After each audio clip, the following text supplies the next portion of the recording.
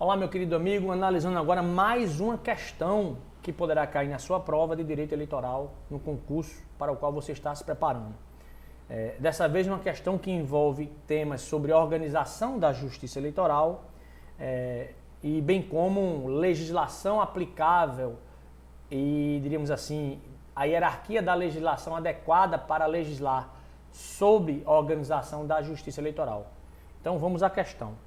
Questãozinha de 2022, da VUNESP, para o cargo de analista legislativo.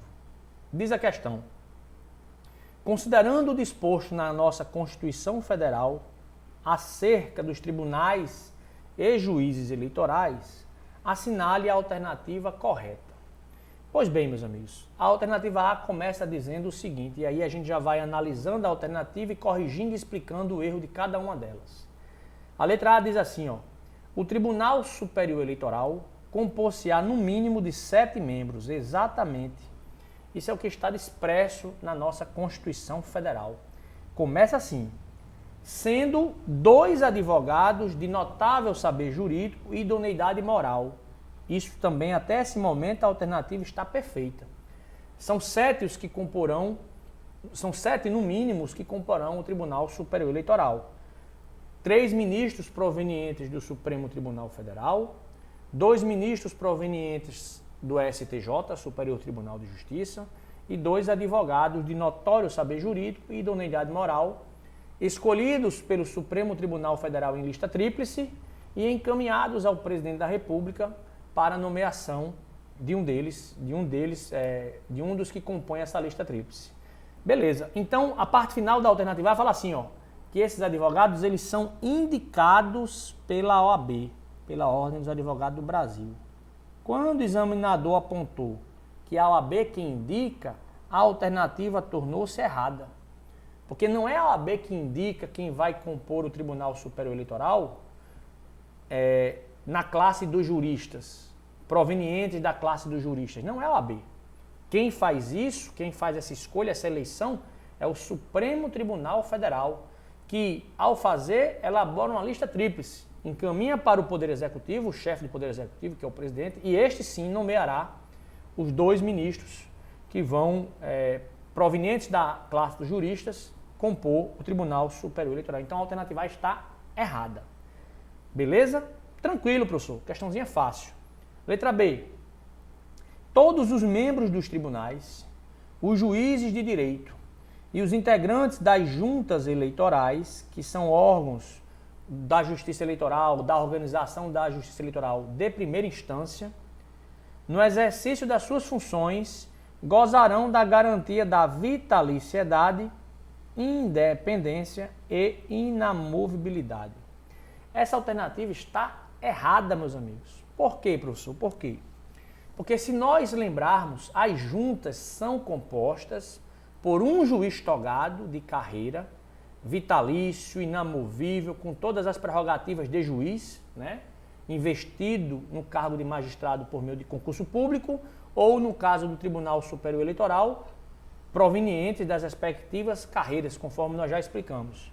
Então esses têm essas garantias aí. Agora, os membros da junta, além do juiz, nós temos cidadãos comuns, de notória idoneidade. Esses cidadãos comuns de notória idoneidade que atuam perante a junta eleitoral têm funções julgadoras apenas durante o período em que a junta está vigorando, que é o período das eleições, que vai ali por volta do meio de agosto do ano da eleição até o momento da diplomação dos eleitos. Então esses cidadãos que comporão a junta não têm as garantias da magistratura, não têm a garantia da vitaliciedade, ok?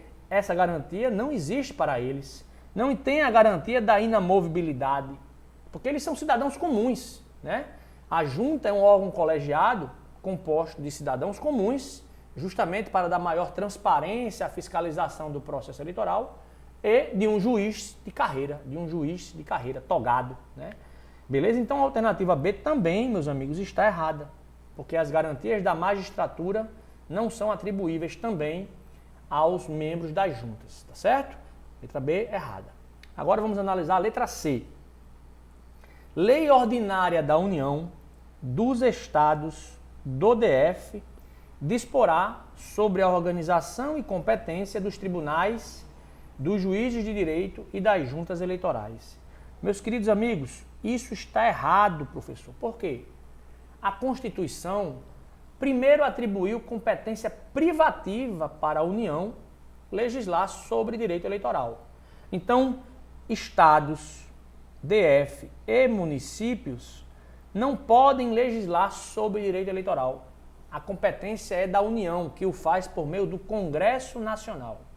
Além disso, além desse erro, né? Porque na alternativa diz que os estados de DF também poderiam legislar sobre isso. Além disso, a lei que vai tratar desse tema, por expressa disposição constitucional, ela deve ser uma lei complementar e não uma lei ordinária. Portanto, lei ordinária não, lei complementar que vai abordar esse tema. E nesse sentido, a alternativa C fica errada, porque nós sabemos que lei complementar é uma lei que possui um rito diferenciado, né, que exige uma aprovação por maioria absoluta, diferentemente do que acontece na aprovação de leis ordinárias. Ok? Então, nesse sentido, portanto, não é lei ordinária, é lei complementar da União. E mais, importante trazer para vocês a observação. O Código Eleitoral, que foi aprovado pelo Congresso em 1965 como uma lei ordinária, naquilo que ele trata, naquilo que ele regulamenta, o Tribunal Superior Eleitoral, os tribunais regionais eleitorais, os juízes eleitorais, enfim, a organização da justiça eleitoral e as competências de cada um desses tribunais, nessa parte do Código Eleitoral, ele foi recepcionado como lei complementar. Portanto, ele é formalmente uma lei ordinária, mas nesse assunto, nesses tópicos que estão dentro dele, distribuídos em vários artigos, ele foi recepcionado materialmente como lei complementar. Então, a letra C também está errada. Beleza, professor. Eita, será que vai ter alguma certa, professor? Vai, não é possível, né? Não é possível. Letra D. Das decisões dos tribunais regionais eleitorais, não caberá recurso, entre outros casos, quando denegarem habeas corpus, mandado de segurança, habeas data ou mandado de injunção. Nós aprendemos nas aulas de princípios, né, fazendo questões sobre princípios, que, de fato, existe o princípio da irrecorribilidade das decisões do TSE e das decisões do TRE.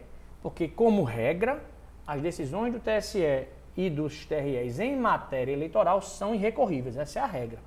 Todavia, para esse tipo de ação citada na alternativa D, é cabível sim recurso, né?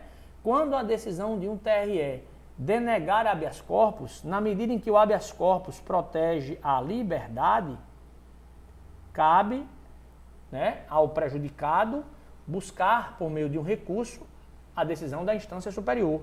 Também cabe no âmbito do mandado de segurança, recurso de decisões de TREs e mesmo de decisões do TSE, certo? Por quê? Porque esses remédios constitucionais protegem direitos fundamentais. Então, a alternativa D, ao incluir, né, como irrecorrível as decisões em habeas corpus, mandado de segurança, habeas data e mandado de injunção, tornou essa alternativa errada. Tranquilo? Pois bem, a letra E diz o seguinte, deverá ser essa a correta, né? Vamos ver. São irrecorríveis as decisões do Tribunal Superior Eleitoral. Olha aí, ó. Acabamos de citar o princípio da irrecorribilidade das decisões. Isso é verdade, essa é a regra. Salvo, quais são as exceções? Ó? Salvo as que contrariarem a Constituição Federal, perfeito. As decisões do TSE que contrariarem a Constituição Federal, caberá recurso extraordinário para o Supremo Tribunal Federal. E as decisões que denegarem habeas corpus ou mandado de segurança. Essas são as exceções ao princípio da irrecorribilidade que nós estudamos, né, em aula passada. Então, essa alternativa é a nossa resposta correta para a questão. Marque aí, aprenda e acerte no dia da sua prova. Valeu!